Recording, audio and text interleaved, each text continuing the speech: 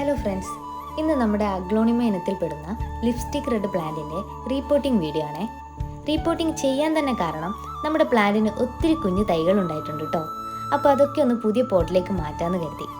മാത്രമല്ല, നിങ്ങളുടെ വീട്ടിലെ വായുവിൻ്റെ ഗുണനിലവാരം മെച്ചപ്പെടുത്താനും നിങ്ങളുടെ സ്ഥലത്തിന് ഒരു പ്രത്യേക അലങ്കാര സ്പർശം നൽകാനും എളുപ്പത്തിൽ പരിപാലിക്കാവുന്നതുമായ ഒരു പ്ലാന്റ് കൂടിയാണിത്.